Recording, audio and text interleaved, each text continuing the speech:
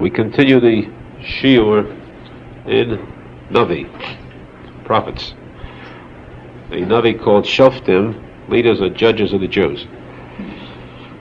After the passing of Gidon, the next leader that rose up was Avimelech, as we said, and then Tola ben Pua. Tola ben Pua was in the tribe of Yisachar. He led the Jews for a period of 23 years, during which time there was peace. The Jews served Hashem properly.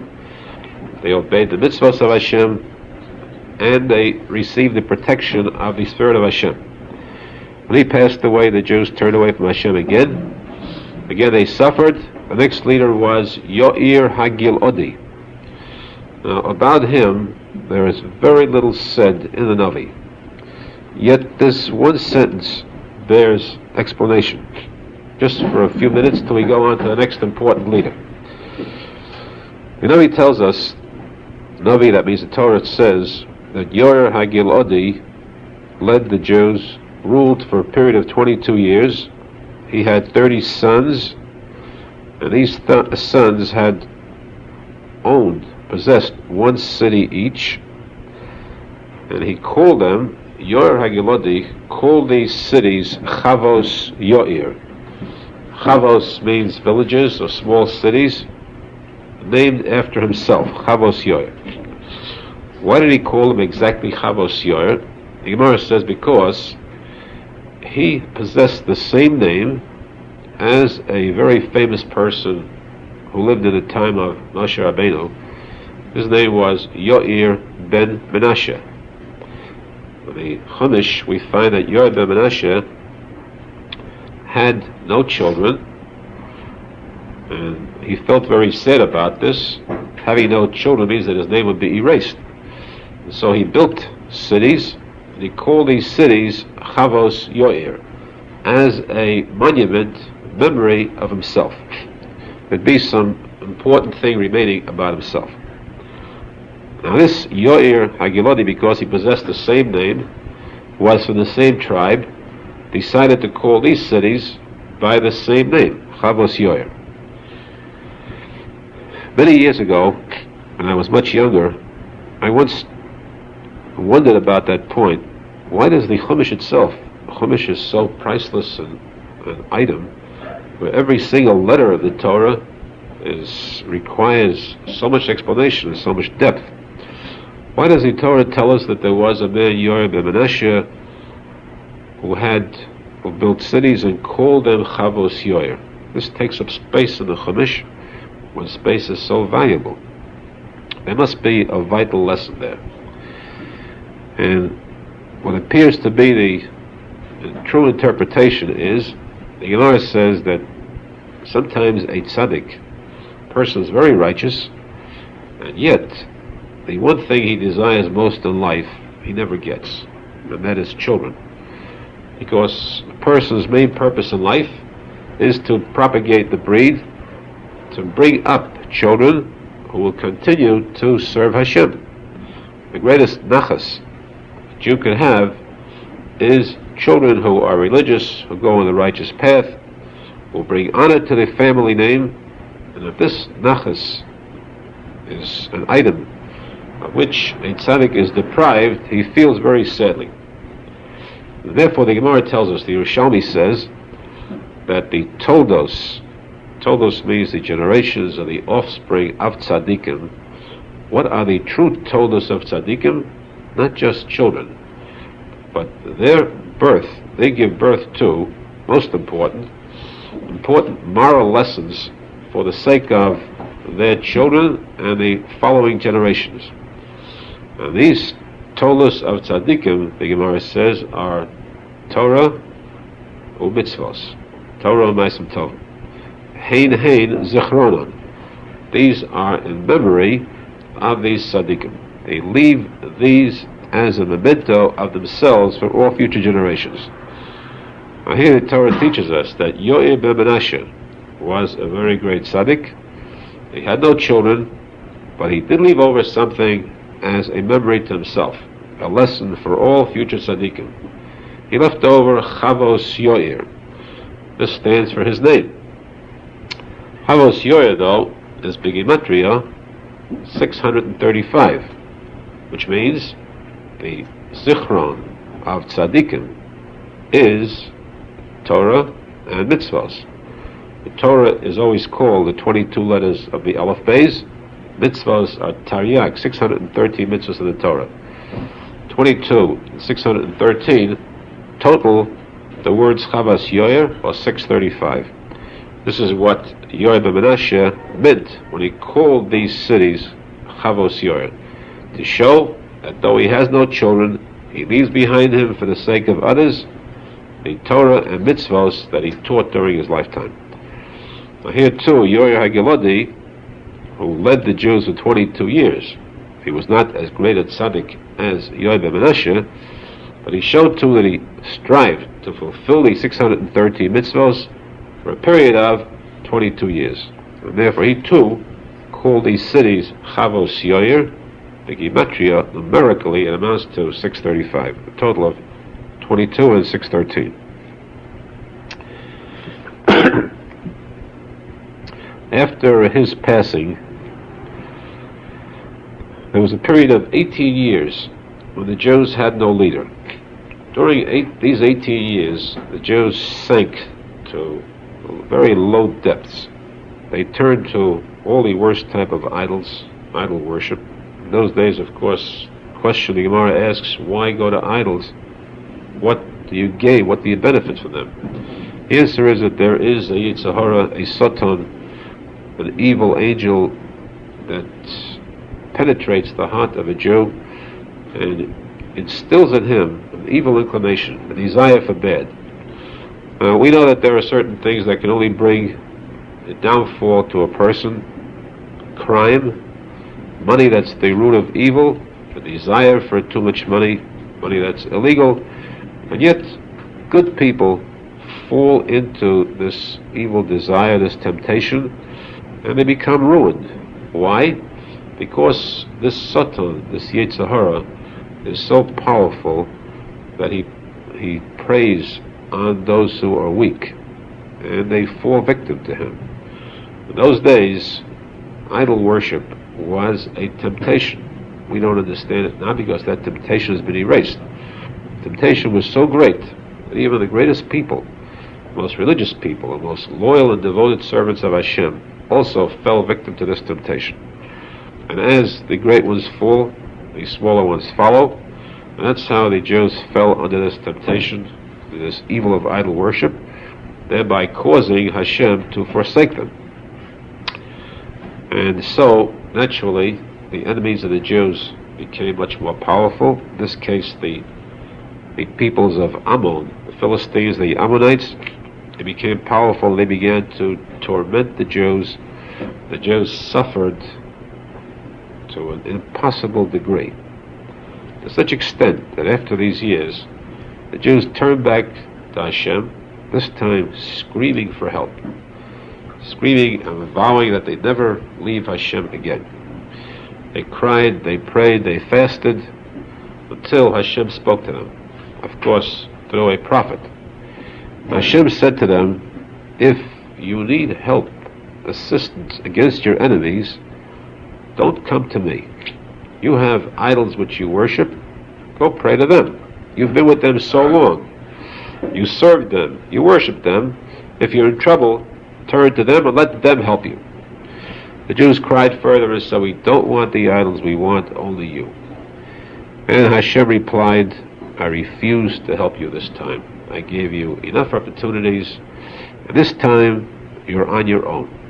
I will not help you anymore. This is the word of Hashem. Hashem said no more, that's it. Now the Jews were wise. One thing they possessed was wisdom. They knew the all-important lesson. The lesson that Rabbi Arizal teaches so many times, that the destruction of a Jew comes about only because of Yush, because of giving up hope. If a Jew finds a sword at his throat that's about to slay him, at that last second, King David said, do not despair. You still have prayer, and this can save you. And so now, even when Hashem himself told the Jews, I will help you no more, they continued to cry to Hashem, and they said, punish us, do what you please, but don't leave us. We still want you. And because of the insistence of the Jews, Hashem concurred. Kaviyachol, Hashem gave in. It was a battle between the Jews and Hashem,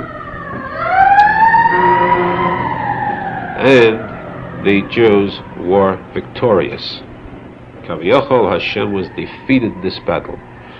This is why most of the chapters in Tehillim begin with the words Lamanatseach. Lamanatseach LaDavid, Mizmor. Lamanatseach, Mizmor LaDavid. Lamanatseach means I pray to Hashem. Lamanatseach, to Hashem, who is happy when he is defeated. Hashem wants the Jews to attack him with prayers. Attack until the anger of heaven is abated, until the harsh decrees in heaven are wiped out. A decree in heaven is decided upon by Hashem. Hashem issues a decree and order to hurt his people, and the Jews come with their prayers to attack, to rescind this order, which means that Hashem, Kaviyachol, must retreat, must give in, must surrender. And this is what Hashem enjoys more than anything else, when he's defeated by this type of attack by the Jews. So at no time should a Jew ever feel that all hope is gone. Has v'shalom. A Jew is defeated only when he gives up hope. As long as his hope is there, as long as he continues to battle for finding favor in the eyes of Hashem, he will be victorious. And that's how Hashem turned back to the Jews to assist them, to help them, and to bring them a new leader. The next story deals with this leader, the Shofet, the judge of the Jews. In this case, his name was Yiftach. Yiftach was an unusual person. His father had many children from different wives, legal wives who he had married. These were legal children. He also had one illegal affair with a zona, illicit woman. And she gave birth to Yiftach. Yiftach was the son of a woman of ill repute, but also the son of a Jew, a good father. Of course, the woman too was Jewish, naturally, so he was still a Jew. But when it came to inheriting his father's fortune, his brothers drove him out of the home. They said, you're not one of us, you're not similar to us, you don't belong here. He was driven out, and he joined up with the wrong type of crowd. But one thing he possessed was courage and strength. He was very learned in the art of battle. He was a good leader in a fight, and this the Jews realized. It came to a threat by Ammon. For all-out war, the Jews were weak. But materially, they had no chance to stand battle against the vast armies of Ammon. They needed a leader, so they came together with Yiftach's brothers to Yiftach, and they said, you're the only fighter we have. We ask you to take the lead in this battle, become our general in this war. Yiftach said, you ask me now, you're desperate. And you tell me that I will be your leader if what? If we win the battle. Well, I refuse to accept such terms. If you promise me right now that I'll be your leader, I'll be your ruler, the ruler of all the Jews, whether we win or lose the next battle, then I'll accept the leadership in this war. The Jews, of course, were desperate. They were forced to agree to these terms. So Yiftach became the leader. There was no way out of this war. And of course the Jews were outnumbered by an extreme degree. How to go into war against a nation that's got such vast armies, such mighty military power, was a problem. But Yiftach possessed that one ingredient that was necessary: an unlimited courage. And so he sent a message to the king of Ammon, a message that showed his spirit, a spirit that we would hope very much the Israelis today would emulate, the leaders of Israel. The country of Ammon declared war on the Jews because they wanted a certain percentage of Israel territory. And for this, Yiftach sent a reply to the king of Ammon. His words were, "What do you, king of Ammon, want from us? You want land that you claim was originally yours. Well, let me explain why this land is not yours. When we, the Jews, many years ago, over 300 years ago, left Egypt, we were told by Hashem that on our route to Eretz Yisrael, we might have to do battle against some nations, but two nations we were not to touch. No matter how they'd provoke us, we were not to go to war against them. These two nations were Ammon, your nation, and Moab. And why so? Because Hashem said these two nations are going to produce two people who are very important in Jewish history. Two people, two women. One, the nation of Moab, will produce Rus, who was the daughter of the king of Moab, who would eventually convert, marry Boaz, and would give birth to the great-grandfather of King David, meaning from whom would come forth Mashiach. And because this one individual, Rus, was so important, therefore the Jews could not touch Moab at all. The second Ammon had come forth from Ammon, a woman called Naamah, and she'd be the wife of Shlomo HaMelech, King Solomon. Because of that one woman too, Ammon may not be touched. And so we lived up to that command of Hashem. We wanted to take a shortcut to reach Eretz Yisrael quickly. We asked permission from Ammon and Moab to go to their lands. They refused us, and instead of doing battle, we retreated. We took the long road to Israel. At the same time, we came to Sichon. Sichon, Melech HaAmori. Sichon was much more powerful than Ammon and Moab. Sichon was the brother of Og, Melech HaBashan. These two brothers were supernatural in size. They were the tallest giants that ever lived, taller than the tallest mountain on earth. These two brothers were also old, and the older they became, the stronger they became.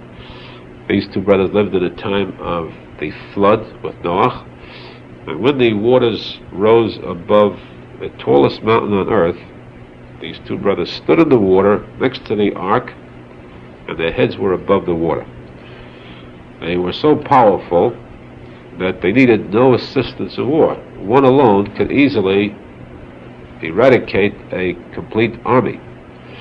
Still, we went into battle against Sichon, the king of Amori, and Hashem told Moshe Rabbeinu, who led this battle, do not fear him because he is yours. You'll defeat him very easily. We defeated Sichon. We took the land from Sichon, and that we won in battle, and deservedly it became ours. Now it happened that prior to this battle, Sichon had declared war against Ammon and Moab. In this war, he had won some territory from Ammon and Moab. When we defeated Sichon, we took all the lands of Sichon, including this territory which was now Sichon's. So we did not take this land from you. We took it from Sichon. If you had complaints, if you wanted this land, you should have gone to Sichon to get it back. So we won this land fairly. Now, two things. You have the idols you worship, Kamosh, your idol, whatever Kamosh, your idol, granted you, whatever land he blessed you with, that's yours. Whatever land Lahavdil Hashem blessed us with, as for example the land of Sichon, including some of your territory, that's ours. Our Hashem gave us this land, it's ours. Whatever you have is yours. But what we have now, we will not surrender even 1 inch of that land. There is no such thing as giving up territories. This territory Yiftach was speaking about was Transjordan. Imagine battling so hard to hold on to a piece of Transjordan. Imagine how hard he would battle for a piece of Israel. Imagine that being so outnumbered by the armies of Ammon and Moab now, being so comparatively weak and helpless, and still there was no thought whatsoever of surrendering any territory that belonged to the Israeli people. And when a person, a leader of the Jews, keeps that thought in mind, he should know that by being adamant on that point, he is certain to have the help of Hashem.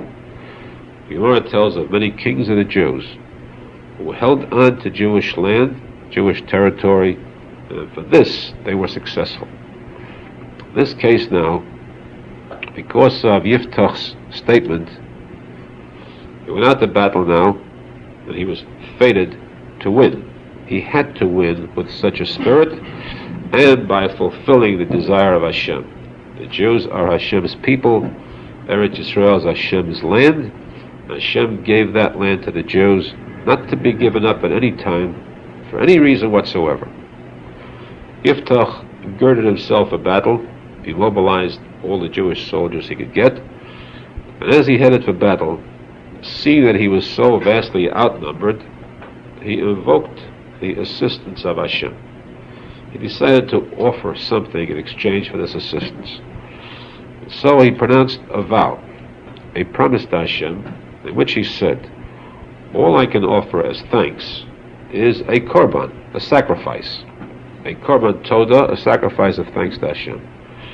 Now, if Hashem, you will help me, and I'll prove victorious in this battle, I will enjoy complete victory, and on my return from this war, the first thing I will meet on the road coming to my home, meaning the first animal, obviously, I will offer as a sacrifice to Hashem. But he said the first thing. He went to battle, and he enjoyed complete victory. The armies of Ammon were completely routed. They were destroyed completely. Yiftach returned joyously to his home with the people cheering him on. As he came towards his home, suddenly he was shocked, speechless, dismayed, and heartbroken, because coming from the gate of his home to greet him was his only daughter, his only child. He recalled his vow to Hashem. The first thing could be human or animal. To greet him would have to be offered as a sacrifice to Hashem.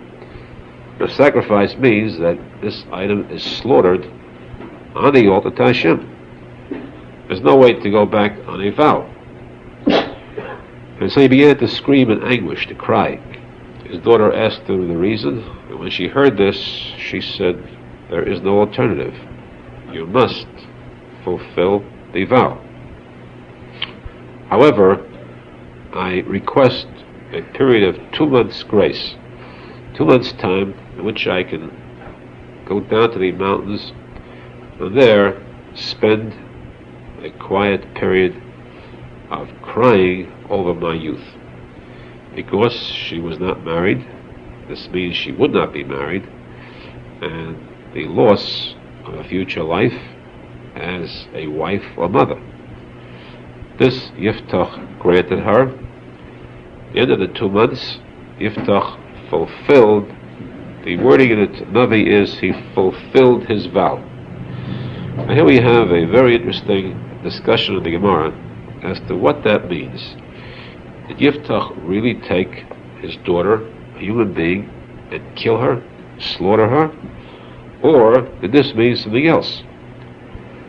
Second point is, this really wasn't that serious a problem, because a vow, though it cannot be rescinded under any conditions, there is still a means, according to Jewish law, of nullifying it.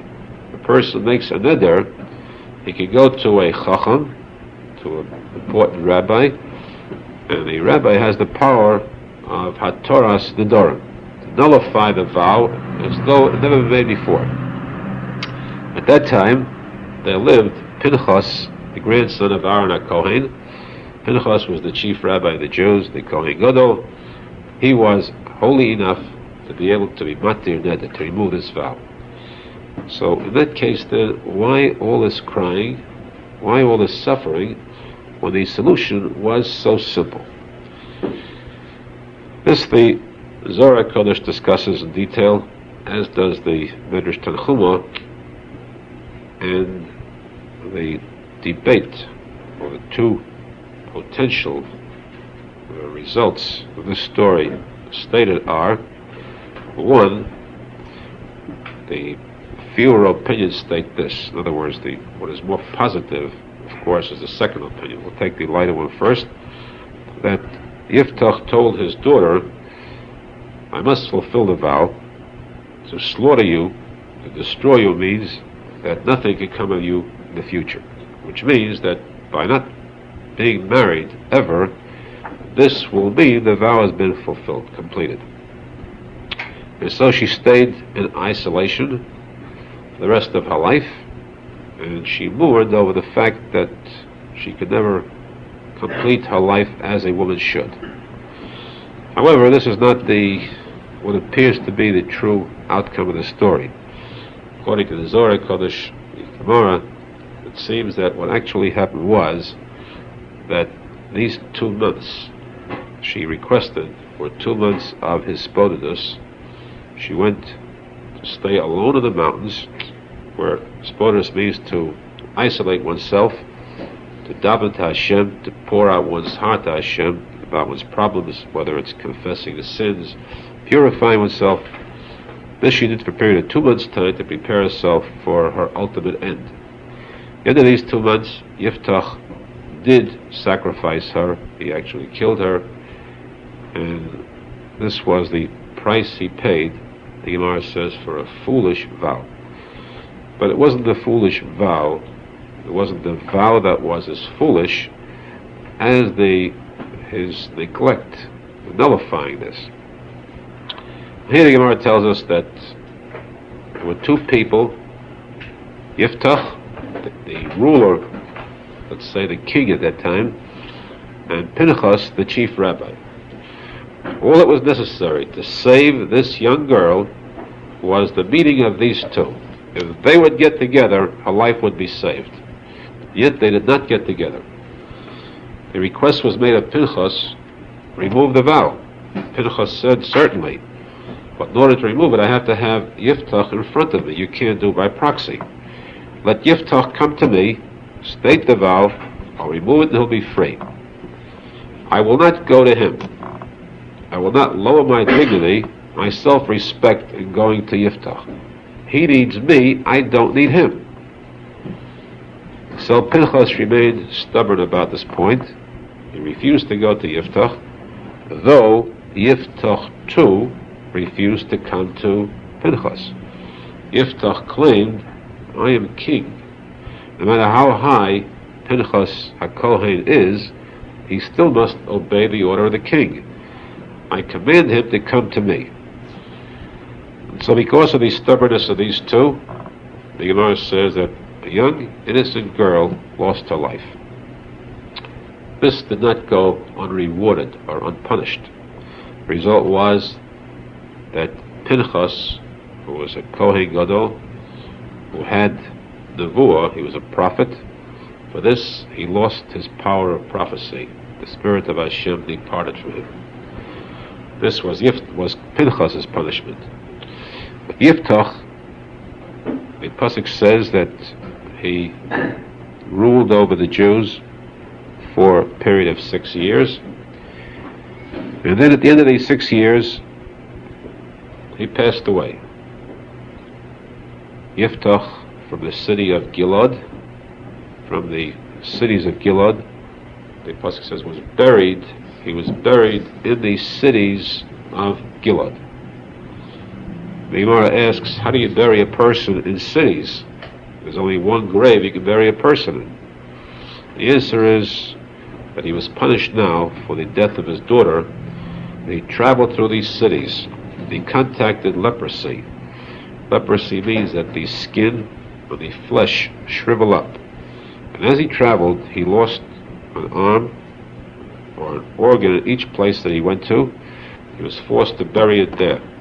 So that in total, his body, his entire body, was buried in a large number of places. This was his punishment for failing to go to Pinchas to nullify the vow. We see, of course, what a folly it is to have the midah of the tzachon, stubbornness. Arizal says stubbornness can lead to the worst type of troubles, the loss of a person's honor about which he is stubborn. Here we find disgrace came to his name. A person who was so honored, so important in history, was disgraced because of his stubbornness. The most important midah is a person who has a soft nature, one that is pliable, flexible, kind. And if a person has that type of nature, he would not have this stubbornness, but would submit where necessary, and as a result there would always be peace.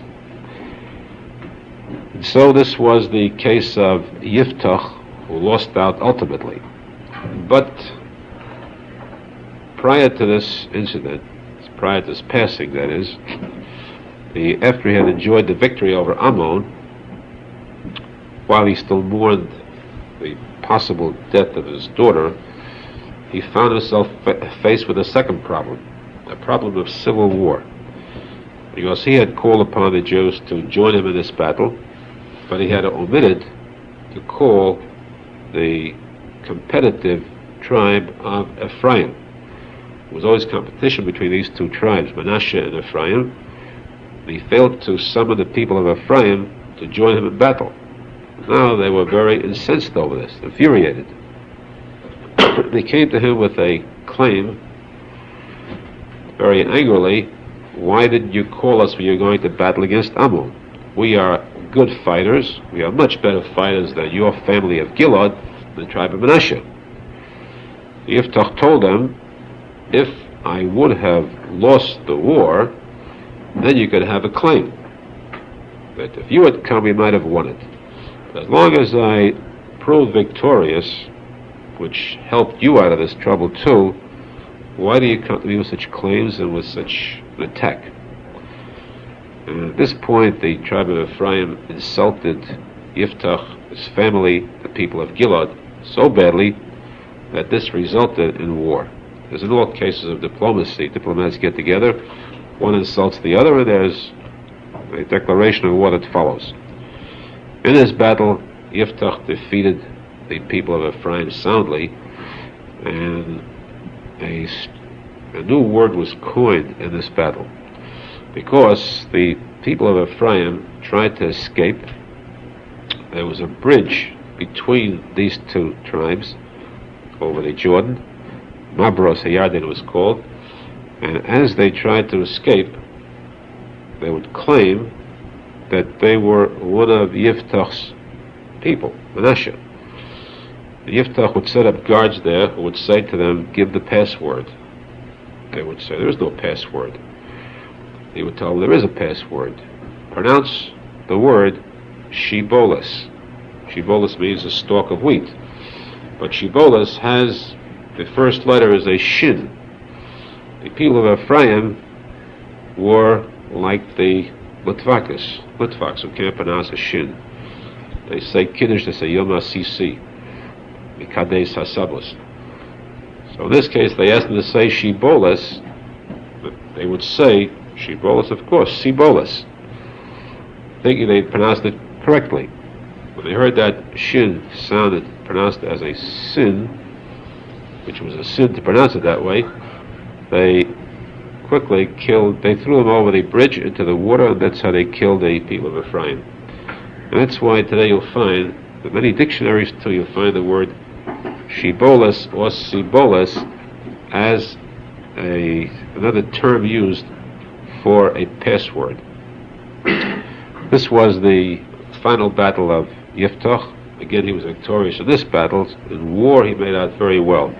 In peace is where he lost out. He lost his daughter. He lost his rights to an ending with honor. And he was buried in the cities of Gilad. Following Yiftach's leadership, we come to the next leader was Avtzon. The Navi is called Avtzon. The Gemara says that Avtzon is a nickname for Boaz. It was Boaz who married Rus. The story of the holiday of Shavuos, read the story of Rus, the convert, Rus, the daughter of the king of Moab, who married the son of Elimelech. Story of Navi. You're all acquainted with that story. The story of Shavuos, where Elimelech passed away. His wife Naomi left with her 2 sons, left Israel because there was a famine. They settled in the land of Moab. They married the 2 sisters, Rus and Arpah. After the famine was over, they returned to Israel. Now the 2 sons who married the 2 daughters of the king of Moab both died. And Naomi decided to return herself, and one of them, Arpah, one of her 2 daughters, stayed behind. Rus went with her. And when she came back, at that time the leader of the Jews was Boaz, called Avtzon too. His real name was Avtzon. He was called Boaz because the word Boaz means he possessed strength. True strength, the greatest strength possible, greatest gibor possible, is he who can overcome, vanquish his Yetzer Hara. Boaz was tested just as Yosef HaTzadik was tested. In fact, his test was even a more stringent one, and he passed. That's why he was called Boaz. Here we find just these few sentences that Boaz had a family after his wife passed away, his first wife. He had 30 sons and 30 daughters. And then the Gemara says he decided to marry Rus when he saw her. So she was so modest, she possessed the midah of tznius, the extreme fine qualities. He decided to marry her in order to have children. And the Gemara says, why was he so anxious to have children? Because his 30 sons and 30 daughters all passed away. And this shows that a person can never be sure of himself. No matter how many children he has, one can never know whether these children will prove of value. And passing away sometimes means that they turn to evil. A child who turns to evil is as no child. Legally, of course, the mitzvah is there of having children, but the nachas is not. Bringing a person into the world who would serve Hashem has not been fulfilled, and therefore the Torah says, the Gemara says, a person should never stop having children. Continue even when you are old, because you never know which child will turn out good. In this case, the Gemara says, in case of Boaz's 60 children, they passed away. He did not have a good child among them, but he had one child born from Rus, and this one child proved to be so good, he was the great-grandfather of King David. And here the Gemara uses a term that 1 is sometimes better than 60. 1 is better than 60 because one that lives and produces a fruit that is so precious as King David is certainly better than 60 who did not live, did not produce. There are some commentaries that Hananel interprets this differently. Boaz had a friend whose name was Manoach, and as he married off his children, it's customary to invite your friends to the wedding. In this case, he refused to invite Manoach to any one of the weddings, because he said, why should I invite him if I will not receive a reciprocating invitation? Manoach's wife was barren. She had no children. So I could never get an invitation to his children's weddings. Why invite him then? Of course, this was done for a good reason. Inviting him means that he'd have to bring gifts. He wanted to spare him the expense. He could never expect them back. But the Gemara says now that eventually Boaz's 60 children passed away. And Manoach's wife did give birth eventually. She gave birth to one son that was stronger, better than all these 60 that was so weak that they died. This one son was Shimshon, Samson the Powerful, who was the next leader we'll discuss the ensuing lesson. And these are the two interpretations of the statement. One is better than 60. In the case of Boaz, as we said, he was zocher to have this one son from whom came forth Moshiach. So that we find that these two great tzaddikim, Yosef HaTzadik, who passed the greatest possible test of purity with the wife of Potiphar, who tried to seduce him and he refused. In the case of Boaz, who passed the same type of test, only a much stricter one, more difficult one, these two were zocher that from them came forth the two Moshiachs, Moshiach ben Yosef and Moshiach ben David. One who is zocher to pass a test of this kind is zocher to have children and generations that are pure.